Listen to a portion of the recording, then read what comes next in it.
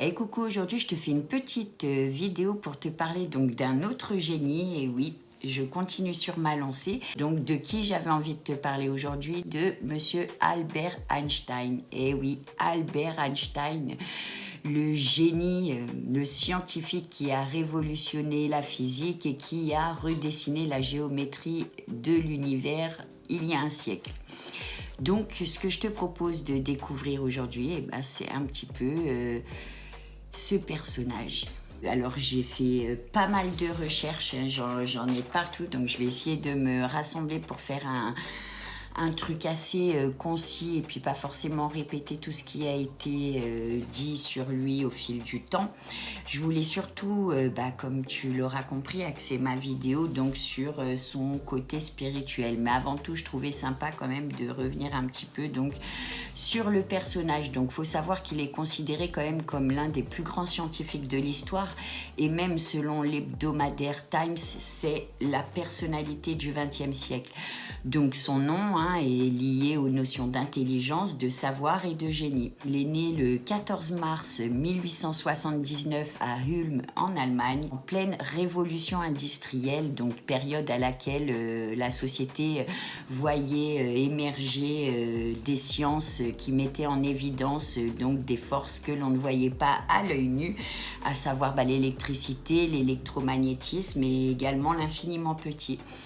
Donc son père, Hermann Einstein, était ingénieur et propriétaire d'une usine d'électrochimie. Quant à sa maman, ce que j'ai pu trouver sur elle, Pauline Koch, amatrice de piano, qui transmettra du coup sa passion à son fils. Il avait également une petite sœur prénommée Maria ou Maya, selon les sources. Donc voilà, comme je te le disais, je suis allée un petit peu enquêter, donc je me suis basée sur quelques articles écrits, mais également sur des documentaires le concernant. Donc j'ai essayé de piocher à droite à gauche et de rassembler les informations qui convergeaient pour retracer un petit peu sa personnalité.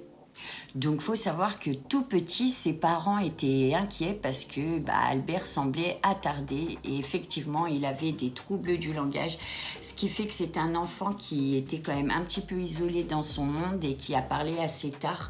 Alors, selon certaines sources, à 2 ans, selon d'autres, à 3 ans. Mais il faut savoir que ce trouble du langage, il a perduré quand même jusque tard, visiblement, dans son enfance. Donc c'était un jeune garçon solitaire à la personnalité néanmoins bien trempée. À 5 ans, donc son père lui fait cadeau d'une boussole. Donc il faut savoir que ce cadeau a été un petit peu le top départ puisqu'il l'a marqué et il lui permit de s'interroger sur l'existence d'une action à distance qui lui paraissait à l'époque miraculeuse. Donc il dit à ce sujet dans ses notes autobiographiques, ouvrez les guillemets, il devait y avoir derrière les choses quelque chose de profondément caché, fermez les guillemets. Donc à 12 ans, on sait également que son oncle Jacob lui offrit un livre donc sur la géométrie euclidienne. Donc après ce cadeau, Albert fut pris de passion pour cette matière.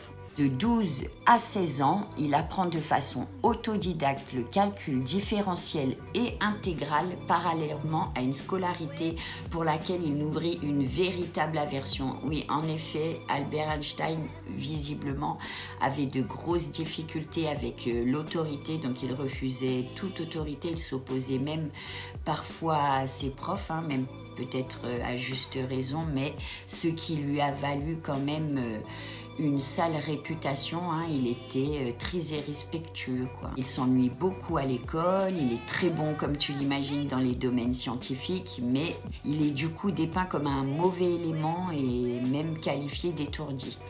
Donc à 15 ans, il sera renvoyé de son établissement suite à une incompatibilité avec la discipline stricte de l'établissement. Et puis qu'à cela ne tienne, tout seul, il part rejoindre ses parents qui, entre deux, s'étaient installés donc, en Italie suite à la banqueroute de l'usine du papa d'Albert. Donc, sauf qu'au moment où il les rejoint, il s'est retrouvé donc sans diplôme. Donc à 16 ans, il échoue à l'examen d'entrée de l'école polytechnique de Zurich, donc il n'a pas le choix. Il est obligé d'intégrer une seconde école en Suisse afin de passer son bac et de préparer le concours d'entrée au sein de cette école. À 17 ans, en 1896, il réussit le concours d'entrée à l'école polytechnique de Zurich. À 20 ans, en 1900, il obtient enfin son diplôme, mais de justesse, car selon ses dires, ouvrez les guillemets, incapable de suivre les cours, de prendre des notes et de travailler de façon scolaire. Donc vraiment, il avait son mode bien à lui de fonctionnement. C'est également à cette époque qu'il approfondit ses connaissances toujours de manière autodidacte par la lecture de livres de référence dans divers domaines. Donc par rapport à sa carrière, je ne vais pas tout retracer, hein. Il a connu une petite période de 1900 à 1902 assez précaire, puisque malgré son diplôme, il était refusé à tous les postes pour lesquels il postulait, même les simples postes de professeur, lui étaient refusés, peut-être à cause de sa réputation et de son comportement. Heureusement pour lui, à un moment donné, il a eu un petit coup de piston de la part du papa d'un de ses amis, donc un autre mathématicien qu'il s'était fait au sein de cette fameuse école polytechnique, donc à savoir Marcel Grossmann. Donc c'est par le biais de son papa qui réussit à obtenir un poste au bureau de la propriété intellectuelle de Berne, donc à l'office des brevets, où il examinait des brevets pour diverses inventions. Donc ce qui lui a permis aussi de s'intéresser à tout plein de choses, puisqu'il voyait défiler les différents brevets déposés par des inventeurs. En 1901, il publie son premier article sur la capillarité. Puis il en publie un certain nombre jusqu'à 1905, donc l'année qualifiée de Annus Mirabilis, puisque après une période d'incubation, ce fut l'explosion intellectuelle. Donc c'est à ce moment-là qu'il publie les fondements de la relativité restreinte, après avoir étudié la physique fondamentale, les théories de Galilée et de Maxwell l'ayant conduit à se demander s'il s'était trompé. Donc c'est à partir de là qu'il a mis en place l'hypothèse concernant les quantas de lumière, qui aboutiront sur l'équation E égale mc2, à savoir que la matière peut se dissiper et se transformer en énergie. Donc ce qu'il faut savoir par rapport à sa personnalité, c'est qu'Einstein, ça revient très souvent, c'était quelqu'un de dépeint comme étant très solitaire et comme étant un grand rêveur. Il le disait lui-même, hein, il parlait de ses fameuses rêveries, ces états méditatifs, hein, qui lui permettait d'avoir une grande facilité à visualiser, à mentaliser en esprit des choses abstraites. Tant et si bien qu'un jour, au cours de l'une de ses rêveries, il se vit chevauchant un rayon lumineux qui émanait du soleil et qui posa les bases de ses théories relatives à la lumière, à sa vitesse et à sa propagation. Donc il faut savoir que j'ai trouvé plein de petits épisodes comme ça où le fait d'observer quelque chose, de le mentaliser, ça aboutit à l'émergence d'un questionnement chez lui. En 1909, il commence à être un petit peu reconnu par ses pairs. En 1911, il devient enfin professeur à l'université de Prague en Allemagne. Puis en 1914, il devient membre de l'Académie des sciences de Berlin. En 1916, il va publier son premier ouvrage. Le premier ouvrage qui présente la théorie de la gravitation après s'être isolé au début de la Première Guerre mondiale. Oui, effectivement, il s'est isolé. En effet, il s'est consacré jour et nuit à ses recherches sur la théorie de la gravité, qui va remplacer d'ailleurs celle de Newton. Il sort très affaibli de cette période, en 1916. Mais sa théorie ne sera reconnue qu'en 1919 19, donc après la Première Guerre mondiale, et ce n'est qu'en 1921 qu'il recevra donc le prix Nobel de physique. Ce qu'il faut savoir concernant cette théorie, c'est que Einstein, il était vraiment torturé par sa vision qu'il avait eue de lui, chevauchant le rayon lumineux et les réponses aux questions qu'il s'était posées, surtout car elle remettait donc en question Galilée et Newton. Juste épisode qu'il est important quand même de souligner par rapport à cette théorie, et selon lui, ce n'est qu'après une nuit agitée qu'au lendemain la lumière lui était apparue et qu'il savait comment la résoudre. Donc voilà. Donc la théorie de la relativité plus ses ouvrages de 1905 à 1916, il faut quand même savoir que ça forme la base de la physique moderne. Donc ça a participé au développement du laser et des rayons X entre autres. Ces théories ont depuis été vérifiées et validées.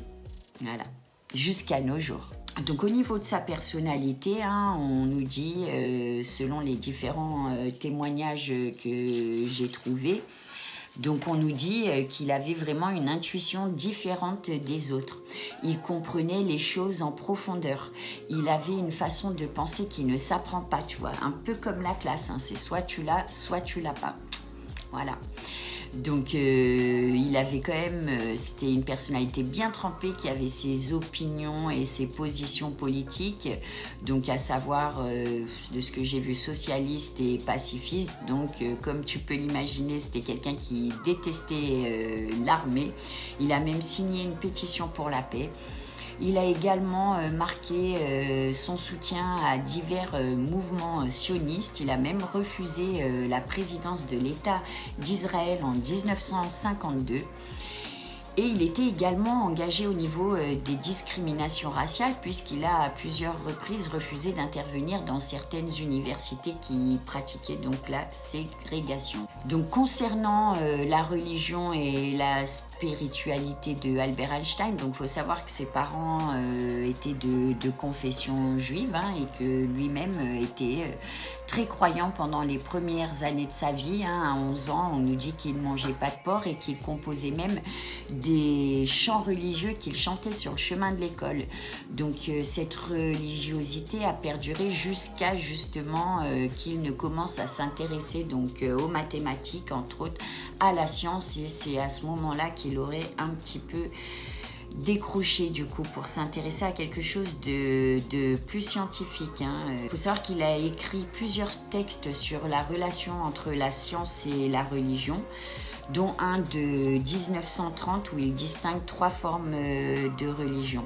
Justement par rapport à sa religiosité et à ses croyances, j'ai trouvé un petit article sympa. Donc c'est un article que j'ai trouvé sur le site Les Amis d'Hermès. En son temps, beaucoup de gens pensaient qu'Albert Einstein était un athée parce qu'il ne croyait pas en un dieu personnel, comme c'était encore le cas dans la moitié du XXe siècle. En vérité, rares sont les scientifiques qui ont fait le parallèle entre science et religion, comme il l'a si bien montré au cours de sa carrière. Sa conception de l'existence était aussi inspirante que des paroles de grands sages. Mais c'est à notre époque, entre parenthèses, soit un siècle plus tard, qu'elle révèle tout son sens. J'ouvre les guillemets. L'être humain est partie d'un tout que nous appelons l'univers, une partie qui a ses limites dans le temps et l'espace. Nous faisons l'expérience de nous-mêmes avec nos pensées, nos sentiments, nos perceptions, comme si nous étions une entité distincte et séparée du reste. Mais ceci est une illusion d'optique de la conscience, et cette illusion devient notre prison. Nous construisons une réalité dans laquelle nous n'incluons par le biais de nos perceptions, nos désirs et sentiments que nous-mêmes, les êtres et les lieux qui nous sont proches. Notre tâche d'être humain est de nous libérer de cette prison et d'élargir notre cercle à l'infini pour y inclure dans l'amour et la compassion tous les êtres, la nature et l'univers dans toute sa beauté. La vraie valeur d'un être humain se mesure à la capacité qu'il a à se libérer de ses limites et à vivre la totalité. La valeur infinie illimitée de l'être. Si l'humanité veut survivre, une manière radicalement nouvelle d'être et de penser est nécessaire. Fermez les guillemets. Einstein signait déjà sans le savoir les prémices d'une spiritualité visionnaire. C'est un grand rêveur qui aimait à souligner que sa théorie de la relativité était née de ses rêveries solitaires. Il accordait beaucoup de temps aux réflexions philosophiques et métaphysiques, notamment avec Spinoza qui lui redonna à un moment clé de sa vie l'envie de croire en quelque chose de plus grand que soi. Einstein avait été déçu dans sa jeunesse par toutes les religions, à commencer par celle de sa famille, le judaïsme. À propos de ses rêveries religieuses, Einstein disait « Ouvrez les guillemets. Eh bien, je ne pense pas qu'il soit absolument nécessaire que la science et la religion soient de nature antinomique. En fait, je pense qu'il existe un lien très étroit entre les deux. De plus, je pense que la science sans la religion est mutilée et inversement que la religion sans la science est aveugle.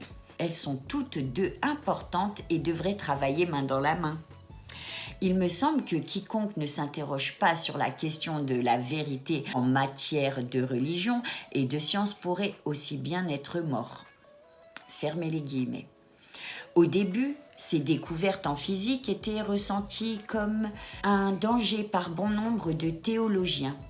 Ils se faisaient traiter d'athées, voulant prouver la non-existence de Dieu, alors que c'était totalement faux. Einstein voulait au contraire démontrer que tout ce qui est manifeste révèle une dimension supérieure indéniable. D'ailleurs, il parlait déjà de religion cosmique et disait ceci, ouvrez les guillemets. Je soutiens vigoureusement que la religion cosmique est le mobile le plus puissant et le plus généreux de la recherche scientifique. Elle consiste à s'étonner, à s'extasier devant l'harmonie des lois de la nature, dévoilant une intelligence si supérieure que toutes les pensées humaines et toute leur ingéniosité ne peuvent révéler face à elle que leur néant dérisoire. Fermez les guillemets. Quand on lui demandait de préciser de quelle manière il était croyant, sans pour autant se rattacher à une religion, il rétorquait « Essayez d'appréhender avec nos moyens limités les secrets de la nature et vous découvrirez que derrière tous les différents enchaînements, il y a quelque chose de subtil, d'intangible et d'inexplicable. » La considération profonde pour cette force au-delà de ce que nous pouvons comprendre est ma religion. Dans cette mesure, je suis en fait croyant. Fermez les guillemets. Puis, quand on lui demandait de définir ce qu'il pensait être Dieu, il disait ceci « Je ne suis pas athée, je ne pense pas que je peux me qualifier de panthéiste.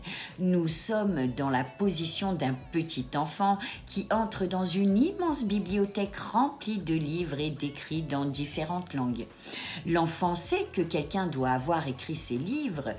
Il ne sait pas comment, il ne comprend pas les langues dans lesquelles ils sont écrits. L'enfant a une vague idée que ces livres sont disposés selon un ordre mystérieux, mais il ne le connaît pas. Ceci est, me semble-t-il, l'attitude qu'adopte l'homme le plus intelligent envers Dieu. Nous voyons que l'univers est merveilleusement organisé et obéit à certaines lois, mais nous n'avons qu'une vague compréhension de ces lois. Notre esprit limité appréhende la force mystérieuse qui régit les constellations. Fermez les guillemets. Mais par contre, il restait catégorique à l'encontre des conceptions occidentales de la spiritualité qu'il ne reconnaissait pas comme authentiques. Ouvrez les guillemets. Je ne peux pas concevoir l'existence d'un Dieu qui récompense et punit ses créatures ou exerce sa volonté sur le genre d'expérience que nous vivons en nous-mêmes. Je me contente du mystère de l'éternité de la vie, de la conscience et d'entrevoir la merveilleuse structure du monde existant, ainsi que de fournir des efforts soutenus pour appréhender une partie, si infime soit-elle, de la raison avec un grand R qui se manifeste dans la nature. Fermez les guillemets. On lui demanda un jour si les découvertes scientifiques de son temps étaient à même de révéler certaines clés spirituelles que la religion n'aurait pas su transmettre. Il répondit ceci, ouvrez les guillemets. À propos de l'esprit qui informe les investigations modernes scientifiques, je suis de l'avis que toutes les spéculations les plus subtiles dans le domaine de la science émergent d'un profond sentiment religieux et que, sans ce sentiment, elles ne seraient pas fructueuses. Je crois également que ce genre de religiosité qui se fait sentir aujourd'hui dans les investigations scientifiques est la seule activité religieuse créative de notre époque. Fermez les guillemets. La spiritualité d'Albert Einstein était à mon sens résolument moderniste et visionnaire, à une époque où les croyances ne sortaient pas du cadre restreint des dogmes religieux.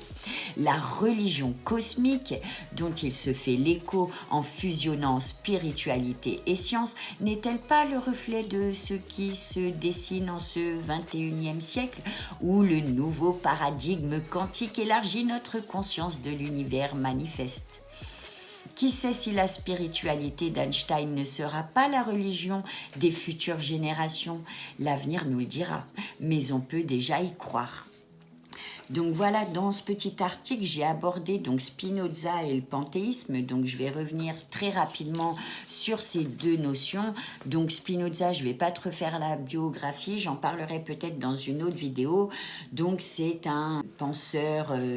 Et donc pour Spinoza, Dieu est un Dieu sans morale, sans bienveillance ni malveillance, puisque pour lui, les choses ne s'accomplissent que selon des lois, entre autres mathématiques. Donc Dieu pour Spinoza est nature, c'est un principe créateur et Dieu est tout. Donc dans cet article, on nous dit que Einstein ne se place pas au niveau du panthéisme. Donc qu'est-ce que c'est que le panthéisme? C'est une forme de naturalisme qui consiste à ne pas croire au hasard puisque tout a une raison d'exister qui s'étudie même scientifiquement. Donc le panthéisme considère qu'il y a une harmonie causale dans la nature, une cohérence universelle et justement basée sur les mathématiques. Donc j'avais trouvé aussi pas mal de choses intéressantes sur sa vie familiale. Tu pourras aller voir, c'est quand même très intéressant. En tout cas, on sait qu'il arrivait à se mettre de façon très aisée dans des états méditatifs. Et comme tu le sais, dans ces états, donc on est à une fréquence, on se met à une fréquence qui permet peut-être de capter certaines choses que d'autres ne sont pas capables de capter. Donc voilà ce que j'avais à dire sur Albert Einstein, un génie aussi bien inspiré. Donc écoute, voilà ce que je voulais un petit peu dire donc par rapport à Einstein encore et par rapport à la dernière vidéo que j'ai faite donc sur Srinivasa Ramanujan, qui d'ailleurs était un mathématicien. Alors j'ai pas su trouver s'il s'était éventuellement rencontré, mais en tout cas c'est des gens qui ont œuvré à une époque, à la même époque en l'occurrence. Donc moi quand je regarde un petit peu tout ça, en tout cas encore une fois pour moi, je le répète, ces scientifiques me font vraiment l'effet de personnes à qui on a transmis des petits cheat codes, et aussi qui ont guidé l'humanité dans le sens de leur découverte. Donc voilà. Ça me fait un petit peu penser à ce que j'avais pu dire déjà sur la numérologie. Effectivement, les mathématiques nous permettent de comprendre aussi combien tout est programmé, encodé, engrammé dans notre matière.